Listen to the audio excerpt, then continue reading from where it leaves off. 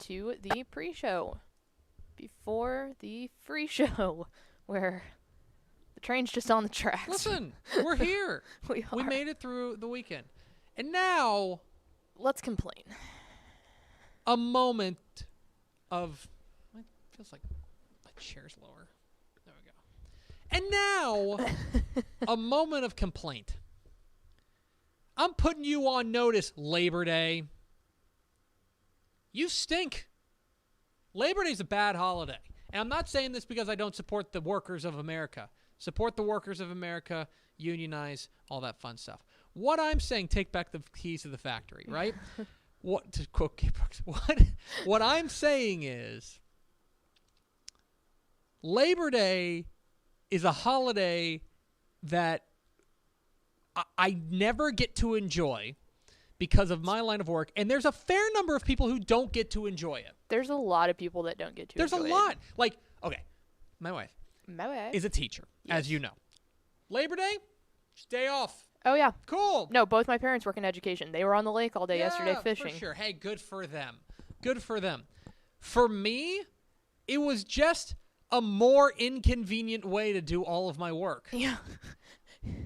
It's just like I had to do like all the same stuff because, by the way, like football doesn't stop. No. We've still, and like football coaches, I bet they were there's a lot of practices going on yesterday. Yep. You're going to take off Monday? Monday's install day. Like, no. That is... And not to like to add to this, Monday is like realistically probably our busiest day. Oh no, there's no doubt about it. It's my busiest day. It's definitely my busiest day. Yeah, Mondays. I know like Ish is super busy on like Wednesdays because he does ROF and stuff like that. Mondays are a bear. Mondays and Tuesdays are just a lot around our office. And here's the problem. Here's why I'm so frustrated. Why I'm so frustrated is there's an easy fix. There's an easy fix that nobody thinks about. Mm-hmm. And that is... floating holiday. Floating holiday. So if I want to come into the office yesterday... Yeah. I should, because I would have gotten more done in a more efficient way. Because, like, I'm home, and my wife is home, and Hank is home, right? And so I'm, like, trying to be, like, a good husband and father, too. I don't have to worry about being a good husband and father here. No. I could just make fun of Pickle. Yeah. It's great. And so I didn't miss that. would rather take the floating holiday. I'd rather come to work yesterday. Yeah. Okay? And then in, like, February... take a Monday off then. I want to take a Randy Monday off. Just because some rando Monday. Here's the other thing that this goes back to the conversation that we've always talked about. Like, the great thing about Labor Day is it is on a Monday for people who have more normal work hours like that, because we have definitely decided in this office before, and I think everyone was in agreement for like the whole time, but Mondays off are way better than Fridays off. Yes. Way better, because typically in even a regular 9-to-5 normal job, you probably leave an hour early on Friday. Like, Fridays are like nice, you know? Well, not us. That's one of our other busiest days. So, but it's like Mondays off are great. 100% agree. So I would love to take one in like February or March. I want to have that flexibility. And I'll say the same thing for Memorial Day. Memorial Day, I would prefer to have a floating holiday too, because there's a lot of instances. I think you've done 3 magazines with us or 2? 2. You've done 2 magazines with us. One of them was spent in a quarantine, so it was kind of weird. But there are times in which we do not finish the magazine before Memorial Day. Yeah. And so like it'll go like June 1, let's just say. We go to press on June 1. Mm-hmm. I just sit there and work on Memorial Day. Yeah, and that's like deadly work too, because it's like 3 days before the magazine sends to press, which is like the worst 3-day stretch. So you are just like so I would prefer the floating holiday there too. And so I just want to bank it. That's what I want to do. Yeah. I want to let me celebrate unions and the American worker on my terms. Yes. On my I agree. terms. And I told you earlier, so many like college athletic departments do that. And you know why? It's because they work in sports. We work in sports. Like we should have a floating holiday. That would be great. Can we bring this up to Adam? So here's the other thing. And I'll throw this out there too. Among the holidays, Labor Day may be the most trash sports holiday too. Yeah. Like what was on yesterday? Some day baseball in like September, right? And and Louisville getting smoked by Ole Miss. Yep. That's it. Yeah, at least 4th of July has the hot dog eating contest. 4th of July has a lot going on. Baseball's at least more interesting, and it feels like baseball season. The hot dog eating contest. It's the best sporting event of the year. I suppose. No, I think that it's a bad sports holiday. We just need to have the flexibility to celebrate that, because you know what I'd rather do? Take it off like the World Series happening. No. Here's the play. Oh, God. I want to work on Labor Day, and I want the Monday after the Super Bowl off. Yes, which should be a national holiday anyway. I don't know why it's not. Tepper 2024. Hit the theme, Expo.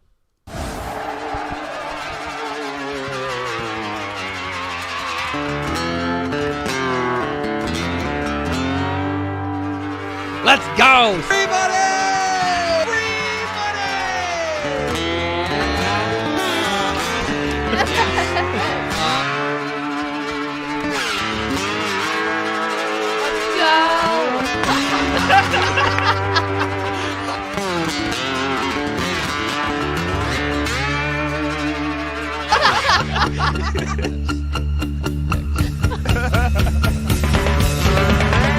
How to sing blues band. The shot glass in your hand. Yes, from the Dave Campbell's Texas Football. Beautiful Louisville, Texas. It's Texas Football Today show. Trying to remember what day it is. My name's Greg Tepper. I'm the managing editor of Dave Campbell's Texas Football, a magazine, texasfootball.com, a corresponding website. Thank you for spending part of your day with us. Whether you're watching us live at texasfootball.com, Facebook, YouTube, or Twitch, or listen to us on the podcast, which you can subscribe to on the podcast vendor of your choice. Either way, thank you for doing your part to support your local mediocre internet show. I am sitting in this chair, sitting over there at the helm today, making us sound good. She is the Duchess of the Dorks. She is Ashley Pickle. What's up, Ashley? Happy Monday, Tuesday, question mark. Happy start to the week, folks. It's Tuesday. It's Tuesday. It's the most Monday Tuesday of all It time. is a very Monday Tuesday. Today is Tuesday, September 7th, 2021. 79 days till Thanksgiving. Happy birthday to Eazy-E, R.I.P. This is episode 1235. We have a massive show today because we got to do 2 shows in one. We got to get back on track. So huge show. We've got Monday morning fallout, where we're going to overreact to the football weekend. All things football across the state of Texas will overreact to that. Then we've got a few other things to do. For some reason, my rundown went away. Oh, yeah. We're going to announce the Dave Campbell's Texas Football, or Ozarka, rather, Team of the Week. We'll be joined by Craig Way, the Texas High School Football Hall of Famer, for his normal Tuesday visit. We'll announce the Mr. Texas Football Players of the Week. We will, Players of the Week nominees, rather. We will unveil the Dave Campbell's Texas Football top 10 plays of the week, DCTF top 10 plays. We will then, back half of the show, making his debut. Yeah. Well, he's been on the show before, but making his debut as a full-time Dave Campbell's Texas Football employee, we will have our college football recap with our new college football insider, Mike Craven will join us. He's in studio today, so we will be joined by Mike Craven coming up here at the back half of the show. So make sure you hang on for history here at Dave Campbell's Texas Football. Do we have first 4? I'm sure he just loves this. Do we have first 4 through the door? We sure do. It was Rob Hadaway, Lau Good, Hector Rios, and Tony Blaylock. Welcome in, fellas. Welcome in, my friends. We've got a lot to get to. There's no time to waste. Pickle, hit the air. It's time for Monday Morning Fallout. Monday Morning Fallout, of course, when we overreact to the football weekend. And what a day it is to overreact. There is a lot. A lot to overreact to. Let's start with my 3 big thoughts. Thought number 1, look past the streak. Which is exactly what you've been preaching not to do for years now. What I mean by that, let me explain. Wrong. So you might have heard that there were some significant streaks that ended on Friday. Like, I don't know, the 2 longest ones? So the 2 longest regular season winning streaks in the state went down on the same night within about an hour of one another. Mm-hmm. The longest was, of course, Allen's 84-game regular season winning streak, their home winning streak that stretched back to 2010. Mm-hmm. They never lost at Allen Eagle Stadium. Vamoose gone. You know what I realized? I've covered that game for like the past like 3 years watching to see if the streak ended. And the one time I wasn't there. Who is it? Lauren Callender, I think. The one time. Atascocita comes to Allen, and I mean, let's just be honest about them. They whipped them. They were the better team. There was no doubt about that. Allen came in, or Atascocita came in, and they took it. Plain and simple. And I mentioned this on the scoreboard, but I'll mention it here. Do not underrate the fact that this was a Houston team that did this. This is a huge, huge win in the ongoing war between DFW and Houston. This is a massive win for the Houston area, to not only for Atascocita, but for the Houston area writ large. There was that one. The second longest regular season winning streak in the state, also came to an end as Denton Geyer beat Denton Ryan 14-7 in overtime. Denton Ryan had won 60 consecutive regular season games. What I mean by by looking past the streak is that a lot of the headlines about those two games are going to revolve around who lost. Who are going to revolve around, oh my gosh, Denton Ryan loses a regular season game. Oh my gosh, Allen loses at home.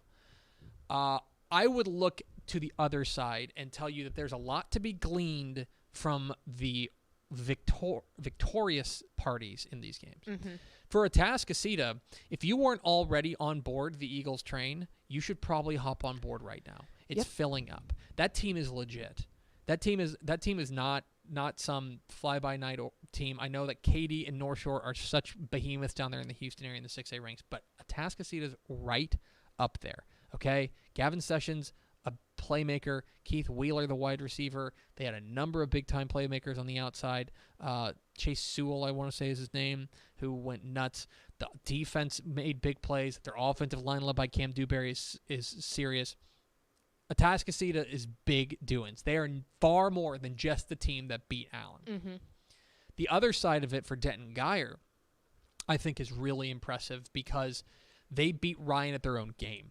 Yeah. They beat them. They outmuscled them. And for all we've talked about the Rodney Webb offenses and all we've talked about Jackson Arnold, this was a game where the defense stepped up and made plays and was just gargantuan. And if they're going to do that, then both Geyer and Atascocita are going to rise to the level of legit state championship contenders.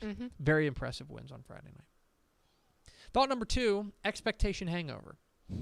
We are in we've now reached the finale of the first week of college football across the state of Texas. Yes. And I think that it's an interesting,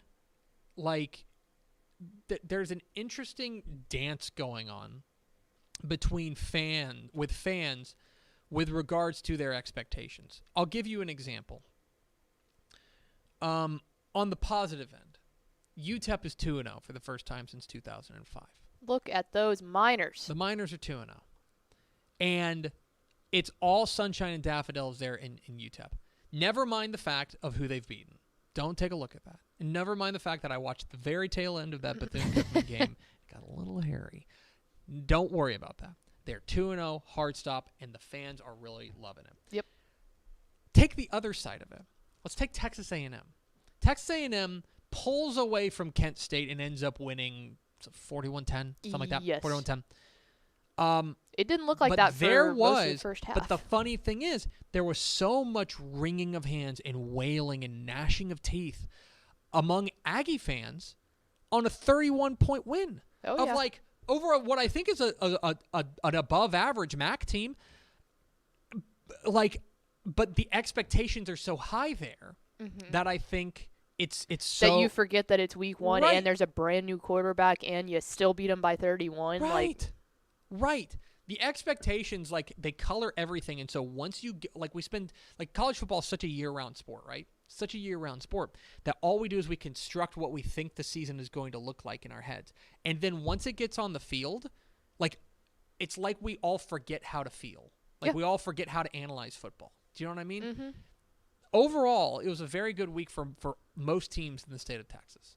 And yet, some you would know it and some you wouldn't. It's just an interesting dynamic there. And thought number 3, regional warfare. You were down in Westlake. I was. For Yule's Trinity and Westlake. And Westlake goes and beats Trinity convincingly, I would say. And that's the number 1 team against a top 10 ranked team. Yeah, for number sure. 6 in the state. For sure. Extremely impressive. We mentioned Atascocita and Allen.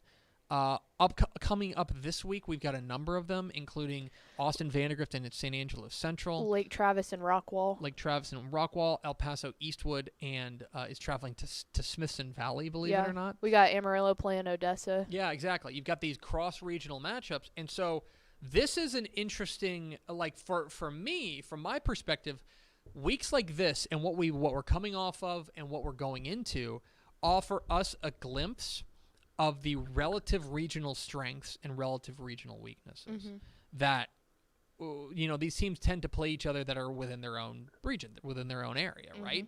Now here's an opportunity to see, how does El Paso stack up against San Antonio? How does Austin stack up against the Concho Valley? How does the Panhandle stack up against the Permian Basin? Right? How does Austin stack up with DFW? How does DFW stack up with Houston? Things like that. For me, I get it if you're a high school football fan and you're like, wake me up when we get to district play. Yeah. I get it. But from my perspective, there's a lot to be gleaned from a statewide perspective by taking on these, by taking a look at these big overarching cross-regional matchups. And I think it's really cool too. I mean, if you look at Westlake, the chances of them, when they're playing in their district, they're not going to play really anyone who, is in that top 10. They'll play Lake Travis at some point, blah, blah, blah. But from everyone else, they're not in that top 10. So this gives you a chance to schedule against other top 10 teams in the state. And it's like, who doesn't enjoy watching that? Exactly right. So that is my 3 big thoughts. 3 helmet stickers. A helmet sticker to Tyler quarterback Eli Holt. They came up short against Tyler Legacy, but I don't know if you saw what Tyler Holt did. Tyler Kind of Holt popped off. Tyler Holt threw for 642. Eli Holt. Eli Holt, yeah. Tyler quarterback Eli Holt. A lot of first name things going on here. That is 3 first names in one name. Tyler quarterback Eli Holt popped up for 642 yards in their loss to Tyler Legacy. The Cujo offense was certainly humming. A helmet sticker to SMU quarterback Tanner Mordecai. We'll talk about this in our college football segment at the end of the show with Mike Craven. But we set the over-under at 4.5 total touchdowns for Tanner Mordecai. Cracks knuckles. He did that with ease. In fact, I believe he might have done this in the first half. Yeah. He ends up going for, let me make sure I get this right. Tanner Mordecai finishes 24 of 30, 317 yards, and 7 touchdowns passing. So that'll do. A wildly impressive performance in his debut as the quarterback there for SMU. A helmet sticker for him. And a helmet sticker to Clint Horizon running back Ernie Garcia. Ernie Garcia from Clint Horizon is the answer to the trivia question. Who has the state's single game rushing record this year? And that is Ernie Garcia from Clinton Horizon, who ran for, let me make sure I got this right, 432 yards. Clint Horizon running back Ernie Garcia. Dude, can you imagine waking up the next morning after doing that? Yes. Your legs hurt at that point. Congratulations, Ernie Garcia. Helmet sticker for you. 3 teams to watch. I thought the most impressive team of the weekend was Timpson. The Bears. The Bears, in a game thrown together kind of at the last minute, Shout out Matt Stubb. ended up playing Wascom, a state-ranked 3A team, and kind of beat them up and down. Yeah. Terry Bussey went nuts in this game. Timpson is legit. If you look at our computer rankings at Dave Campbell's Texas Football, TexasFootball.com, they're actually the number 1 team right now in 2A Division 1. But Timpson's for real, yard, and I think if they weren't already the favorite in Region 3 of 2A Division 1, they are now. TCU. This is a game that all of the attention that got paid last week to Texas or to Texas Tech or what did A&M do or this, that, or the other, things like that. I feel like this is a performance that's flying under the radar. I thought TCU looked great, and I get it. It's Duquesne, okay? I get it. I understand. But they looked every bit the part a Big 12 contender in their win. I mean, they did what you expect them to do. 45-3. This game was 35-0 at halftime. Max Duggan was great. They ran the ball exceptionally well. The defense locked down a Duquesne team that, yes, it's an FCS team, but I was very impressed with what we saw from TCU. An extremely efficient game from them. So keep an eye on the Horned Frogs. And team to watch, Donna North. The Mighty Chiefs are 1-0, snapping a 30-game losing streak. Congratulations to the Chiefs. They get the big win, and Coach Juan Cuevas coming up with the big win. They snap a 31-game losing streak. Congratulations to them. 3 to see, 3 games to keep an eye on for next week. It's that regional pick. Lake Travis and Rockwall. I'm extremely interested in this because I think this is a huge test for the Lake Travis defense. And furthermore, I also think this is a huge test for the Rockwall defense. Both have looked pretty solid, although I think that they have overmatched their opponents recently. At least, I mean, maybe Lake Travis with Arlington Martin is the exception. Here's a huge test for both defenses. And if make no mistake, Lake Travis is looking across the lake, and they're seeing what Westlake's doing. And they understand that their defense has got to live up to that kind of expectation. I think it's a huge measuring stick game for both these squads, Rockwall and Lake Travis. Bayou Bucket, Houston at Rice playing. I was surprised by this. Rice is only an 8-point underdog in this game. That's got to be... Now, Rice looked good against Arkansas. They faltered late, but they led in this game. Yeah. They led against Arkansas. Houston did not look good against Tech, at least after about the first quarter. So I get it a little bit, but that certainly telling that Rice is only an 8-point underdog in this one. But that's got to be the lowest spread in a long time for them. And finally, Salina at Argyle. This is a huge matchup in 4A, Battle of Unbeatens. Salina has had an extremely impressive resume so far, with wins over Melissa and wins over Paris. Argyle, you can say about the same. They beat Fort Worth Nolan in the opener, and then last week they drummed Pleasant Grove. Yeah. They have not lost not lost a home game since the opener of 2012. So a really impressive, another good measuring stick, I think, for both of these teams. Salina and Argyle is a game I've certainly got my eye on. And I can tell you, I've known since beforehand, talking with some of the guys out there in Salina, that they've had this one circled on their schedule since they made it. It's a little chippy between those. Yeah, and I mean, if you're going to go up against someone, you want to go up against the reigning champions. In a division higher than you, absolutely. There's 3 to see. That's Monday Morning Fallout. We are Texas Football Today. We're here every weekday at noon on TexasFootball.com, talking football in the Lone Star State.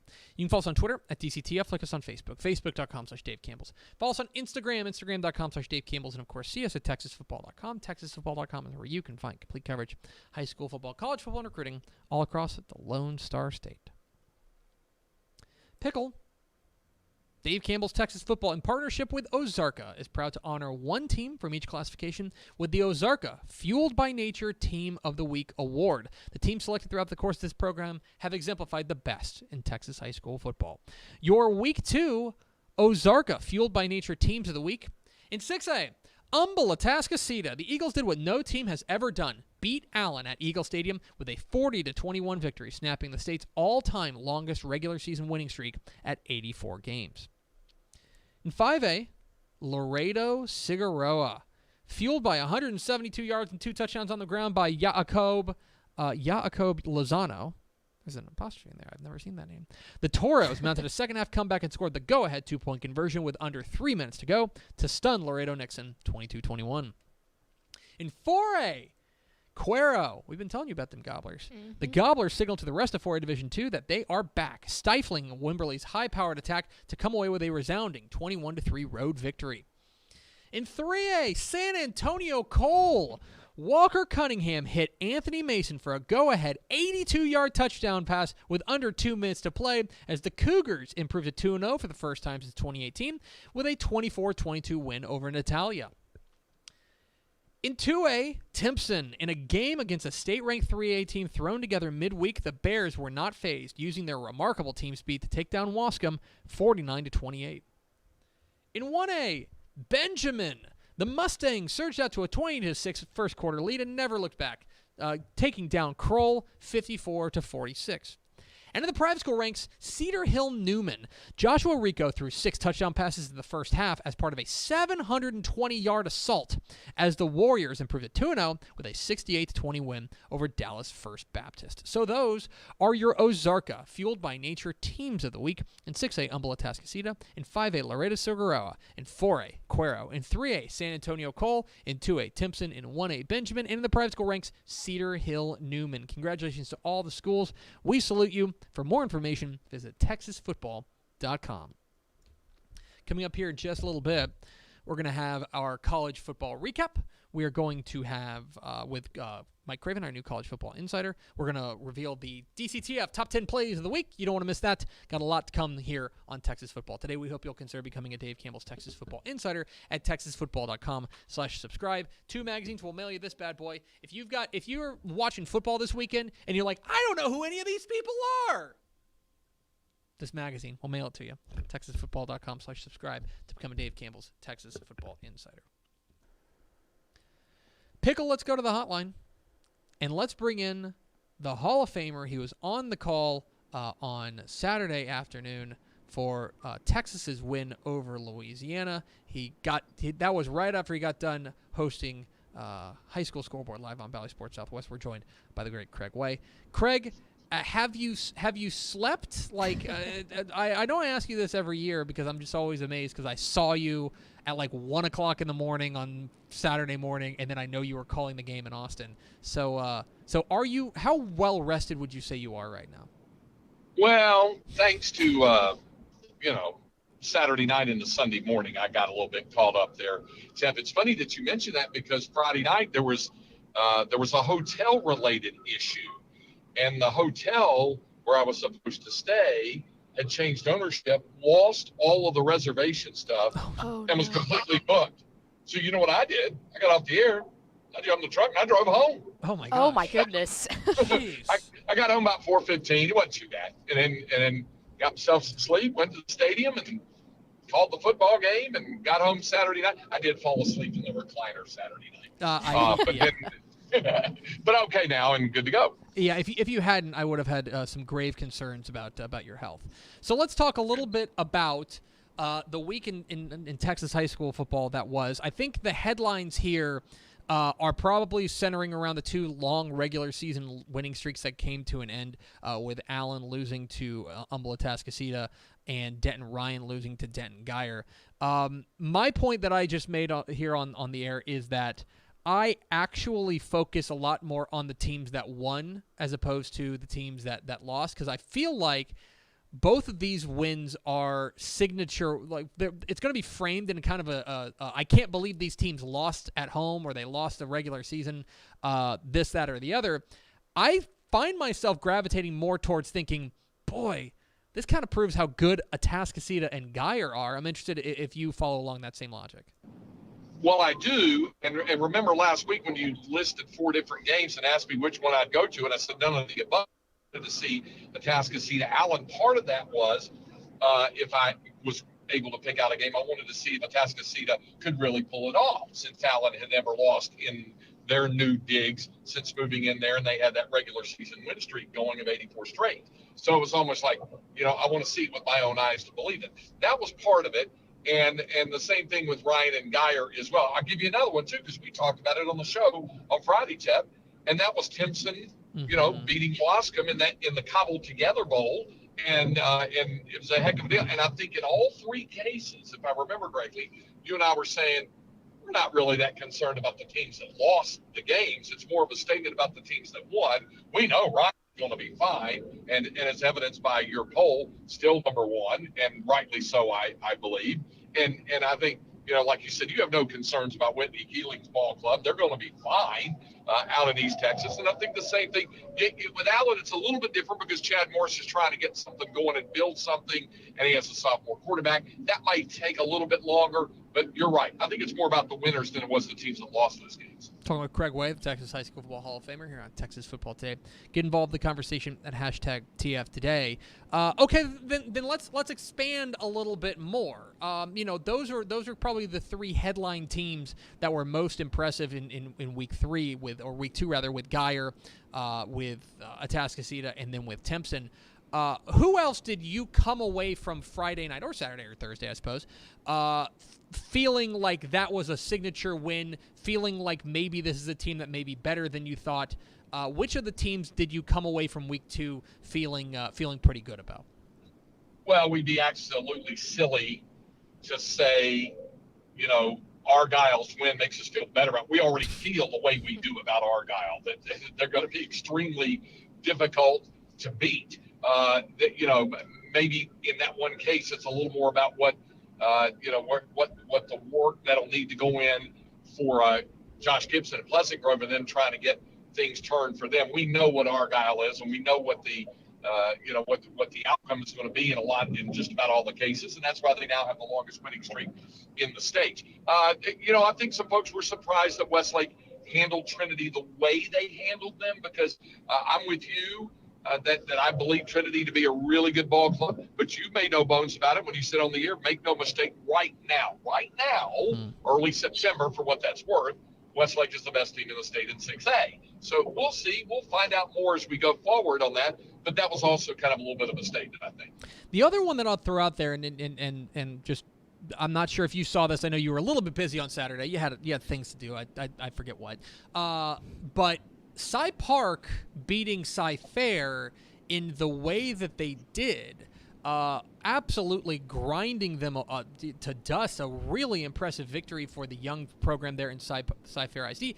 And that, I think, speaks to a broader topic, which is that we are now living in an age, I think we might be living in the golden age of newer programs, that these programs are getting so much better, so much quicker. There's no longer that 6, 7, 8, 10-year build to get to contention. Instead, you got teams that are starting in 3 years. I mean, you look at the Shadow Creeks. I think a lot of it, in a lot of ways, started with what Brock did. Of course, they were an interesting situation where they had already had a long-established, successful athletic program. But it seems to me that we are living in a golden age of new programs that are getting really good right away. Yep, and I was thinking of Brock when you talked about that. I always think about something that Dr. Charles Bright, the executive director of the UIL, said of Brock in that run that they had to win the state title, being a startup and new to the whole thing. The system and all of the elements were in place for success there, and I think it's the same thing at Cy Park. I think it's the same thing at several of the other. Bridgeland is another one that hadn't been around that long and yet is experiencing some success, because the population structure and the way that the school district meets out, depending on its attendance zone and requirements and things of that nature. These systems are set up for success. Shadow Creek is probably the poster child for it. So there's a real opportunity there for startup programs to not be thought of as expansion teams. We're seeing first-year programs get into the playoffs. We saw that down in the Greater Austin area with Leander Glenn and Pflugerville Weiss. We were seeing startup programs in their first year reach the playoffs. So maybe that's a little bit of a benchmark as well, seeing how competitive the programs can be at such an early age. All right, I'm going to play your favorite game that I know you're going to spring on me on Thursday, so I'll just get ahead of it. I'm going to give you 3 games. I'm going to make you pick one that you got to go to, unless you've got some wild card that I'm not thinking of. You can either go to Lake Travis and Rockwall, you can either go to Galena Park North Shore and Spring Westfield, or you can go to Salina and Argyle. Where are you teleporting to? Salina's been pretty impressive what they've done.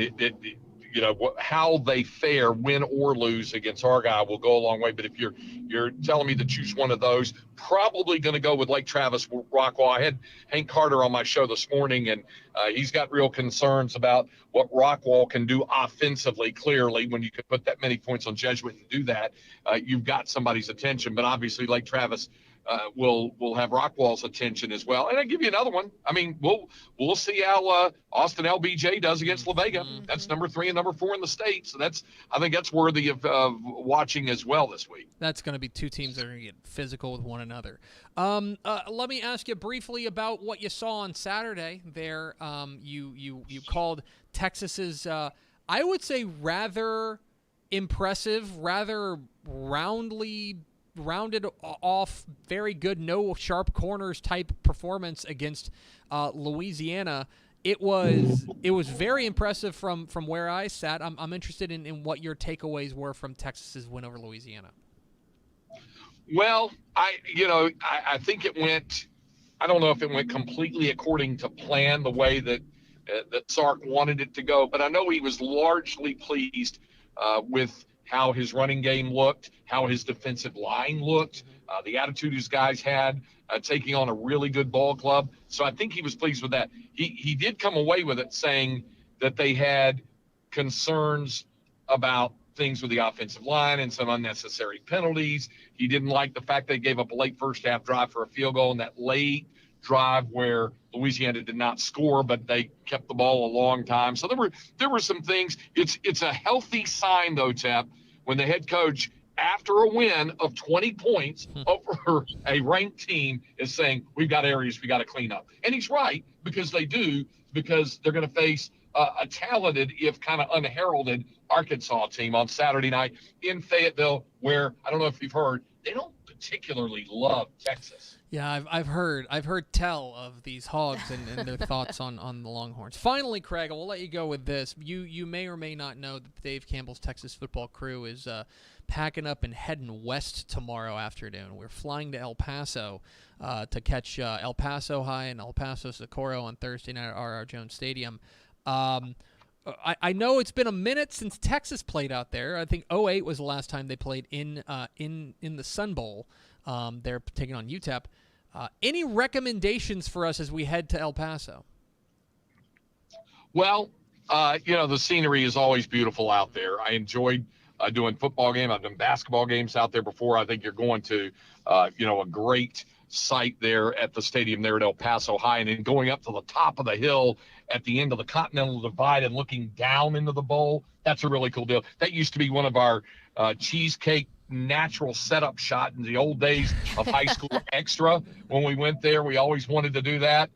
And then for your dining pleasure, I'm going to recommend 40's Mexican Elder Restaurant there on Chelsea, which is a good little spot. So El Paso is a place that's near and dear to my heart. There he is. He's Craig Way. He's the Texas High School Football Hall of Famer. You can hear him on the Horn in Austin every weekday. And then you can also catch him on High School Scoreboard Live this Friday on Bally Sports Southwest starting at 11 o'clock alongside myself and Rick Renner. And then listen to him on the Texas Sports Network or Texas Radio Network presented by Learfield. I think I heard you say it like 3 or 4 times on the air. I was gonna write it down. I didn't.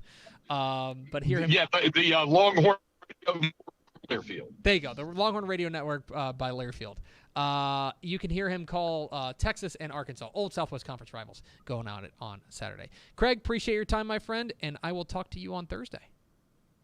Hey, safe travels. Have a great trip out there. Promise. Bye, Craig. There he goes. Bye. Craig White, the Texas High School Football Hall of Famer, joins us every Tuesday here on Texas Football Today. I knew he would have some insights on El Paso. That's Recommendations, a man you can trust. I'll pull back the curtain there when I picked it up. He's like, "Where are you going this week?" And I said, "It's El Paso week." And he was like, "Oh, I forgot. That's so exciting." So he's pumped for us, which we knew he would be. We knew he would be. So we appreciate Craig Way hopping on with us. We're Texas Football Today. We're here every weekday at noon on TexasFootball.com, talking football on the Lone Star State. You can follow us on Twitter at DCTF, like us on Facebook, Facebook.com/Dave Campbell's. Follow us on Instagram, Instagram.com/Dave Campbell's, and of course, see us at TexasFootball.com. Pickle. Yes. Dave Campbell's Texas Football, in conjunction with the Texas Bowl, is proud to present the Mr. Texas Football Player of the Week award to the most deserving high schooler in the state of Texas. Every Monday or Tuesday, TexasFootball.com will announce 10 candidates for that week's award based on the previous week's on-field performance. We then leave it up to you voting at TexasFootball.com. Voting closes at noon on Friday, with the winner being announced shortly thereafter right here on Texas Football Today. Another ridiculous week. Y'all got to chill. Yeah. Y'all got to chill. Your week 2 Mr. Texas Football Player of the Week nominees. Saxy quarterback Alex Orji, 270 yards, 3 touchdowns passing, 161 yards, and 3 touchdowns rushing. Light work. Light stuff. Godly wide receiver Drew Coleman, 10 catches, 232 yards, and 4 touchdowns receiving. Odessa Permian quarterback Rodney Hall, 231 yards and 3 touchdowns passing, another 173 yards and 3 touchdowns rushing. Like I said, y'all got to chill. Speaking of y'all got to chill, Port Arthur Memorial quarterback Jamar Sanders threw for 446 yards and 4 touchdowns and ran for 156 yards and 2 touchdowns. Lord. My goodness. Jim Ned, running back and defensive back Xavier Wishart, perhaps you've heard of him, 222 yards and 4 touchdowns rushing, 9 tackles, 2 tackles for loss, a sack, and an interception. All around. Timpson, quarterback and defensive back Terry Bussey, threw for 201 yards and 3 touchdowns passing, 96 yards and 3 touchdowns rushing. He had 7 tackles and an interception on defense. I love when the small school quarterbacks making tackles like, oh, he had, 10 tackles and then he went out there and threw the ball. Taft, wide receiver and defensive back Josh Suarez, had 4 catches for 80 yards and a score, 35 yards and a touchdown on the ground. He returned a kickoff for a touchdown. He had 14 tackles, an interception, and a forced fumble. McAllen Memorial running back and kicker Max Alanez Choi, 33 carries, 322 yards, and 2 touchdowns on the ground, and he went 7 for 7 on PATs. Yeah, let's go. El Paso Eastwood quarterback Andrew Martinez threw for 411 yards and 4 touchdowns and ran for 75 yards and a touchdown on the ground. And I am almost certain he didn't play the whole game. I'm almost certain he got pulled somewhere like either at halftime or early in the third quarter. And finally, Cy Park running back Cameron King, 10 carries, 258 yards and 3 touchdowns rushing, and he had a 73-yard touchdown reception. Those are your Week 2 Mr. Texas Football Player of the Week nominees. Vote early, vote often, vote now on TexasFootball.com. I'm so glad that other people have to choose those so we don't have to. It's hard That's enough impossible. for me to get to 10. Yeah, like there's no way It's to narrow absurd. that down. Anyway, Pickle, it's time to roll out the Dave Campbell's Texas Football Top 10 Plays of the Week. Remember, if you've got a highlight that you think deserves to be seen by the whole world, tag us. Hashtag DCTF Top 10. We'll gather them up, put them in a big video, count them down. Here they are, the Week 2 Dave Campbell's Texas Football Top 10 Plays of the Week.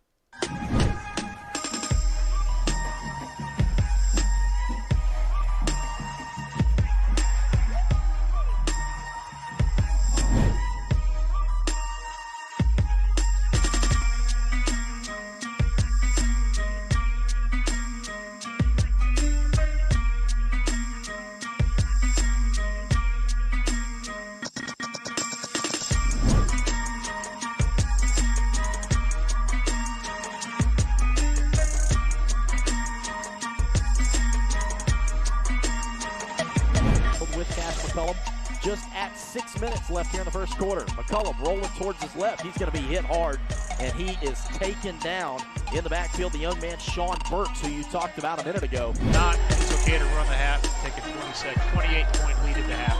Play fake, Roper flushes to the left, squares up, launches it deep into Wawa coverage. Oh, what a catch by Golden! Touchdown, Klein Kane! Golden off of the deflection.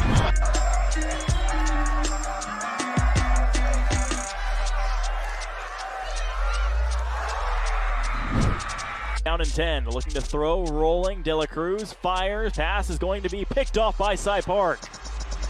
On the interception here is Raymond Davis, the senior safety, who's down the sideline. Davis is being tracked down, and he's going to take it all the way for the pick six. Touchdown, Cy Park. Great blocking by the Cy Park defense, and Davis, big time speed, hits the sideline, and he is gone.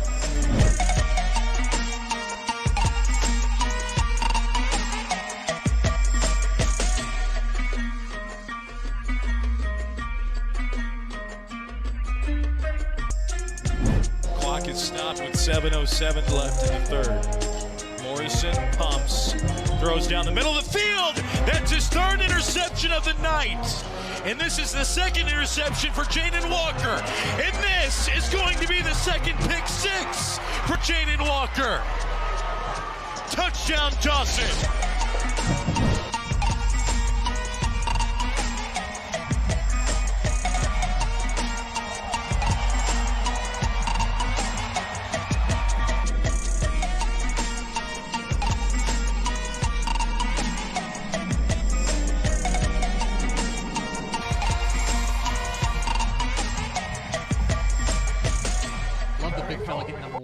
much for watching that Dave video. Campbell's Texas Football Top 10 Places of the Week. You can find those on YouTube and on our social media. I want to channels. shout out everyone real fast because that was our first week asking people to use the hashtag, and y'all did great. Most all of those plays were stuff that y'all had brought our attention to. So Yes. thank you. Keep doing that. I agree. It makes the video better. Pickle. Dairy Max and Dave Campbell's Texas Football are proud to team up this year to honor excellence in coaching and the hard work that assistant coaches put in on behalf of their teams. Each week, the Texas football staff nominates 4 deserving assistant coaches across the state for the Dairy Max Built by Chocolate Milk Assistant Coach of the Week and let fans decide on the winner via Twitter poll. It all leads up to the Dairy Max Built by Chocolate Milk Assistant Coach of the Year decided at season's end. Your week 2. Yeah, week 2. It's weird because it's Tuesday. Your week 2. Dairy Max Built by Chocolate Milk Assistant Coach of the Week nominees. Side Park offensive coordinator Richard Ibarra. In a matchup of new versus established in Cy-Fair ISD, the Tigers rang up 564 yards of total offense, including 472 on the ground, in a statement 62-28 win over Cy-Fair. Rockport Fulton offensive coordinator Ryan Gupton. The Pirates got 302 total yards and 4 scores from Josh Choop as the Pirates put on another offensive clinic, surging past Corpus Christi King 62-24. San Antonio Harlandale defensive coordinator Brandon Molina. The Indians pitched their second consecutive shutout, holding San Antonio Edison to just 78 total yards in a 31-0 victory. And finally, Banquetti defensive coordinator Lance Riddell. The Bulldogs stifled Ben Bolt from the opening whistle, taking down the Badgers 29-0 for the second consecutive shutout and just their third since 2018. So those are your week 2 Dairy Max Built by Chocolate Milk You'll get Assistant Coach of the Week nominees. Vote now on Twitter at DCTF. I told you this is a big show. It's a big, beefy show. And we've now got a little bit of an announcement to make. Mm-hmm. Because joining us now is the new Bam. college football insider for Dave Campbell's Texas Football. It's Mike Craven. How's it going, sir? It's been a long time since I've sat in this chair. It's been a minute, yeah, and it got colder in here, didn't it? It It got colder. I'm so glad someone walked in and goes, man, it's really cold in here. I'm like, I've been preaching this for years, people. I gotta keep a hoodie. Yeah, up here. listen, that's a big play around here. Is that we keep the AC turned down. First of all, welcome to the team. Thank you. Thanks for joining us. Thank you. I mean that as far as like taking the job is concerned. Like, thanks Sure. for doing that. That's fun. Let's talk. We're going to talk a little bit of college football. What we saw in week 1, of course. Listen to the Republic of Football when Mike actually made his Dave Campbell's Texas Football full-time debut. So subscribe to that. But what we do, Mike, is every Thursday we have our Burning Questions segment. And so for the recap, we're just going to go through the questions and see how they got answered. Okay. Sound good? Yep, I can do that. Question number 1, Pickle. Question number 1. Let's go back to the UTEP Miners here. Is UTEP fixing to be 2-0? Yeah. Yep. 2-0 for the first time since 2005. It wasn't always pretty. A little bit late. Bethune-Cookman got some shots off and stuff like that. But 2-0 is 2-0 at UTEP, and they don't apologize for that. No. Gavin, he looks good. Hardison looks good. Ronald Awat looks pretty good at running back. So, they had a schedule where they needed to go 2-0. Oh, yeah. It's an emergency break glass if they're not 2-0 right now. So that should build some momentum, some confidence inside that locker room, and they need as much as that as they can get in El Paso right now. What's next, Pickle? Up next, we had, going back to the TCU game, where is Duquesne? Oh, I know this. Did you know this before? Like, you didn't have to look it up? Yeah, so Fort Duquesne is basically what Pittsburgh is now. So, Yeah. Like it was a French fort in like the 1700s, eventually became English and then American or whatever. But essentially, where Fort Duquesne is now what we call Pittsburgh. Wow. I didn't even know how to okay. say it on Thursday. The only reason I knew it was because of like college basketball. I'm an extremely big nerd.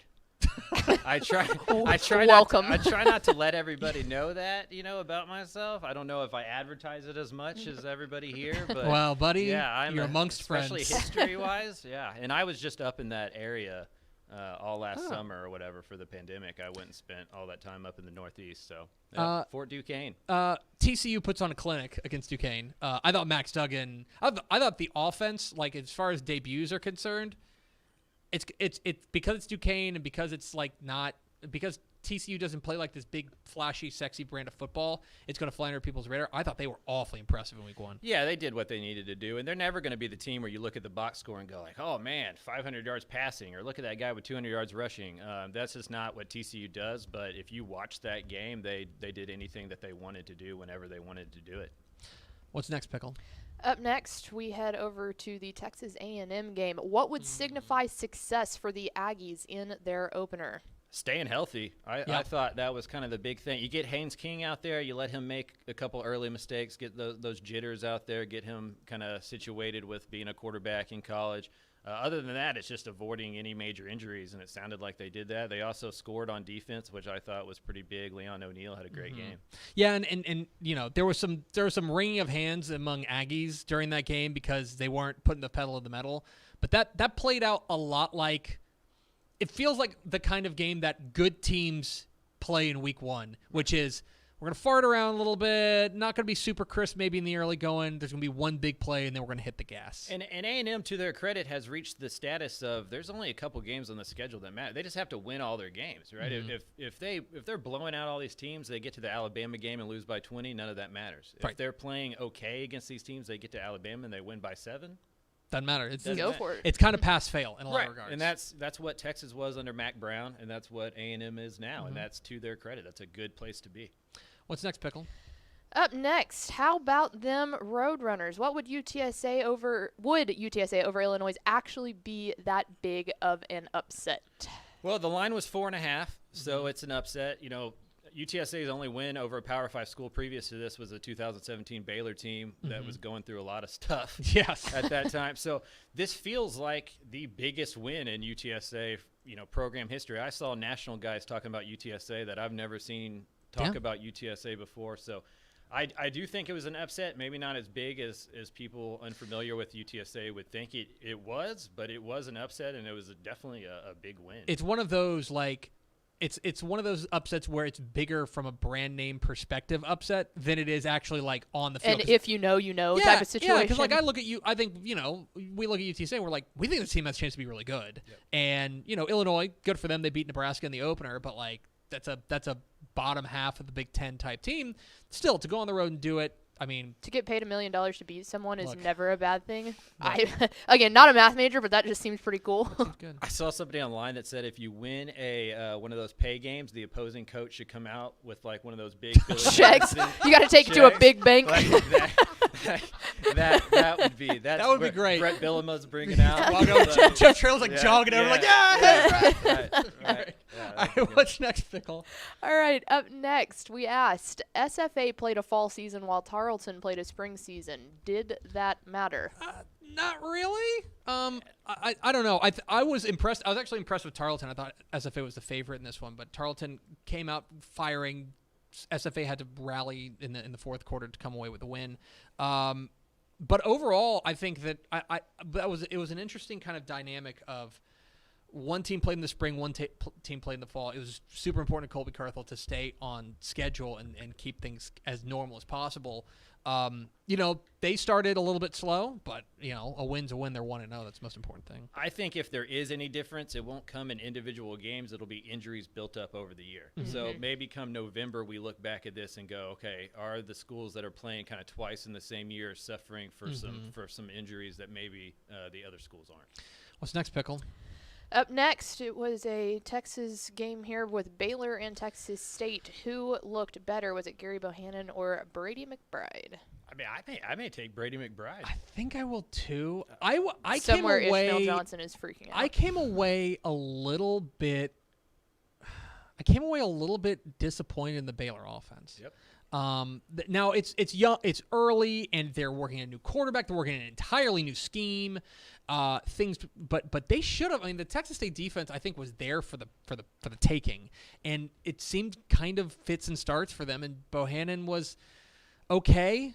I don't know. I wasn't supremely impressed by them. They did what they had to do. That defense is legit. I think that defense is legit, but I think I went with I might go with McBride. Defense looked really, really good. This may be an expectations thing. I just don't know what the identity of the Baylor offense is, and I'm not sure that they do right now either. And so that's something they're going to really have to figure out. And they have a couple games against teams they should be able to beat while figuring that out. So going into week 4, they need to really have this is what we hang our hat on, and I didn't see any of that on Saturday. What's next, Pickle? It was. What percentage chance do you give Texas Southern to get its first win since 2018? Not much. And Prairie View beats them 40-17. Texas Southern. I like Clarence McKinney a lot. I'm rooting for him, but it wasn't going to happen against Prairie View in the opener. Yeah, getting a song on the Drake album is probably the highlight of the Texas Southern Shout out Texas season. Southern. 40-7. Jawan Pass went 25-37 for 354 and 3 touchdowns for Prairie View. Thanks to the construction guys. Shout next out door. construction guys. What's next, Pickle? Up next, talking about SMU, we talked about this a little bit earlier, but Tanner Mordecai, over under 4.5 total touchdowns, and boy howdy did he blow this one out of the water. I might have taken the under on this one. You look like a there's fool no out way, here. There's no way to look at the tape. Don't look at the tape. I mean, taking the under on 4, you would have had to pick 5 touchdowns. Like I know. I would have gone with the under too. Tanner Mordecai.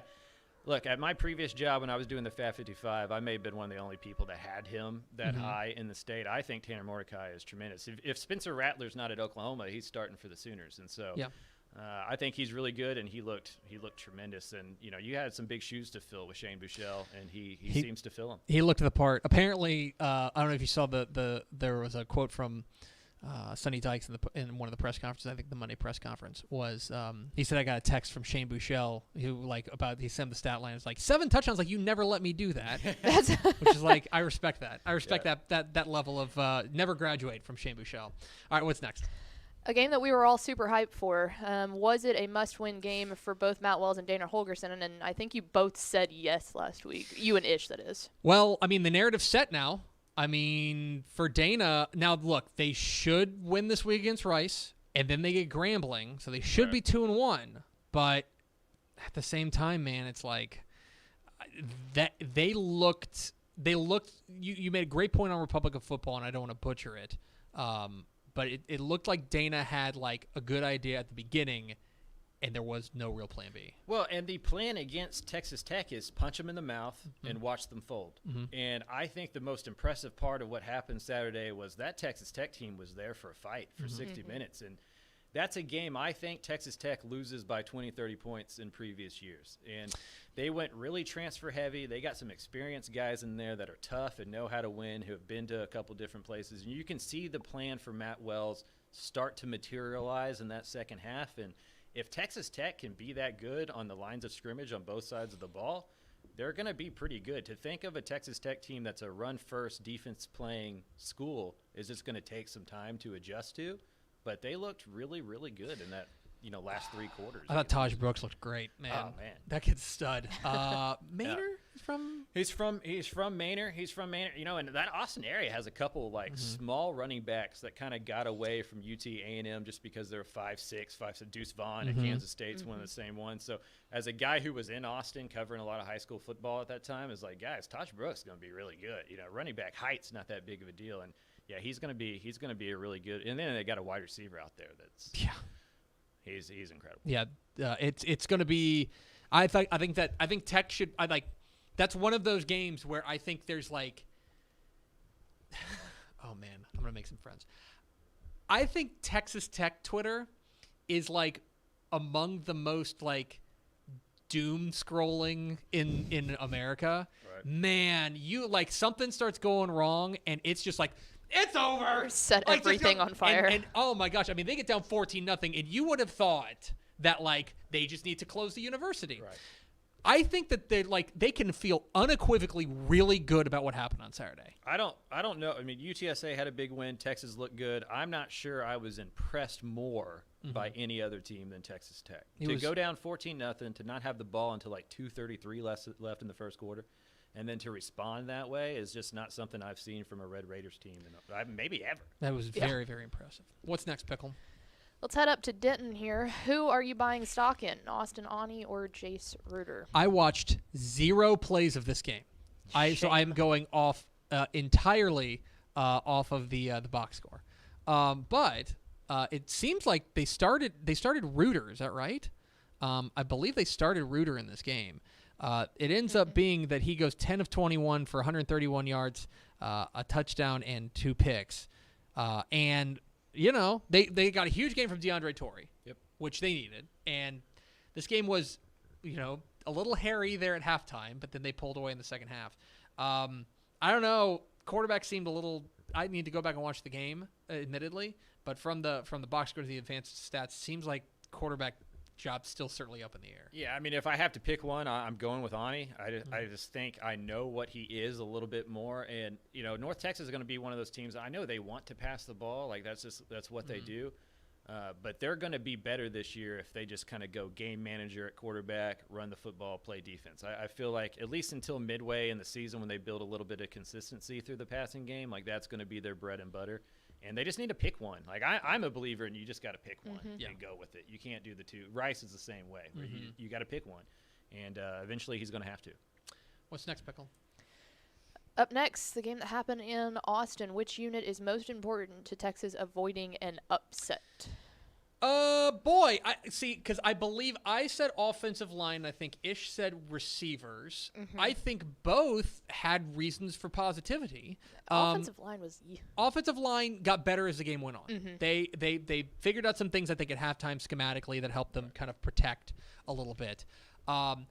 I think if Jordan Whittington wants to step up and be that kind of game breaker, they would certainly not mind that. He was a game changer for them. I think those were probably having a receiver step up, and then I think Hudson Carter's really good. Yeah, the defense looked great. I thought the defense was fine. That defensive line is going to be really good. Moving forward, I think offensive line is the biggest question mark, just in terms of what they can handle up front. I think they'll get better as the season goes on, and honestly, Louisiana is probably a top 5 defensive line that they're going to face. Yeah. So I don't know if we look at that game and go, oh, they're struggling against the Louisiana defensive line. That's a good defensive line. So I think going forward, the Texas season will be determined at how good the big guys are up front, and that's usually the case.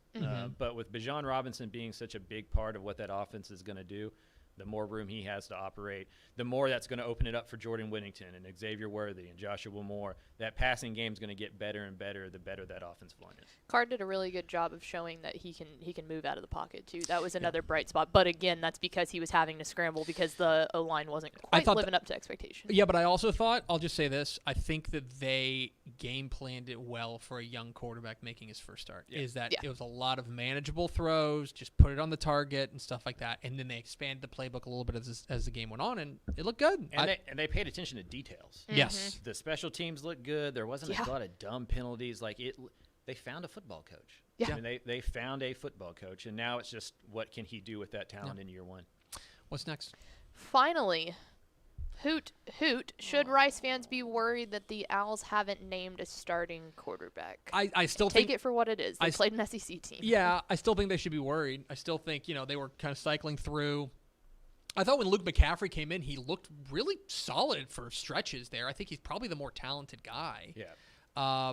They had a chance. I was tweeting about the intensifying hooting.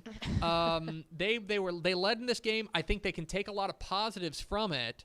But yeah, I mean, quarterback still is a problem. They still just I feel like they still don't have a guy that they feel like they can trust. Yeah, I mean, I've always thought it's because Luke came in kind of so late into the summer that this is one of those Wiley Green knows our whole playbook. He deserves to get a start, and we'll see who kind of plays better. And neither one of them played, just lights out to keep the other one on the bench or whatever. But I do think Luke McCaffrey is the higher upside kind of guy, and as the season goes on, I think he starts to kind of really take over. And like we were talking about with North Texas, you got to pick one. Like the team needs to know who the quarterback is, and the quarterback needs to know that he is the quarterback. And I think this Houston game will see the rotation a little bit more, but then as Conference USA games really get going, I think they pick one, and I would guess it's McCaffrey.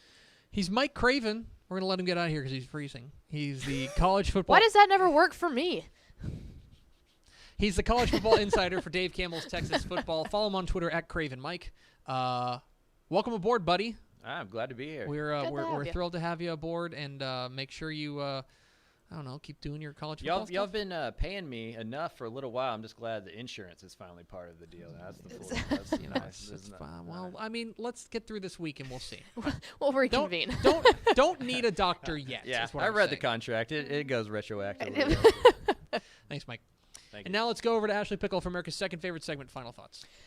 Do we want to go ahead? Let's do some programming note here. Sure. We will be in El Paso this week. Y'all know that we're leaving tomorrow, but there will be a show every single day. Yes. We're still going to make that work, so don't worry. We will still have all the content. So we'll have a little show hearts tomorrow can handle. live.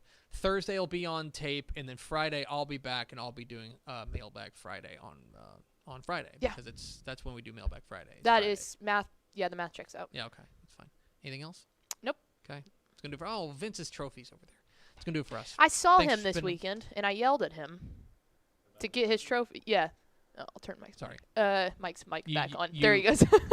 Yeah, he was. I was at the Longhorn game, and he was introducing a band, and I was like, "Hey, come get your trophy." I was like 20 feet from him. He just kind of looked at me. They bring in Vince Young to just like introduce like Migos. Yeah, no, it was some local band, but yeah, they do down at the tailgating spot now. They have Longhorn City Limits, so it looks just like an ACL stage, and so they brought him out for the first game to like Vince to introduce him. Yeah, my mom, Trish, and I are walking down, and we hear the voice, and she goes, "Is that?" And I said, "Oh my God, that's Vince." Hey. Okay. Anytime you go to Austin, you have to bring the trophy now. Yeah, I was gonna say I got kind of blown up on. I tweeted about it. I got blown up by people. Why didn't you take it with you? I was like, Good point. I don't know. I It's wasn't also- thinking about having to walk all the way back to my car to drop off a trophy or going It's up to also kinda security heavy. going, "Hey, can I bring this in case I see Vince Young?" Yeah. So what are you going to do? Like stab him with it? Yeah, Like, I mean, it's very exactly. pointy. Anyway, that's going to do it for us. Thanks for spending a little bit of your day with us. Follow us on Twitter at DCTF. Like us on Facebook, facebook.com/Dave Campbell's. Follow us on Instagram, instagram.com/Dave Campbell's. And, of course, see us at texasfootball.com. For Mike Craven and Ashley Pickle, I'm Greg Tepper. Vince Young, please come get your Player of the Year trophy. We'll see you tomorrow on Texas Football Today.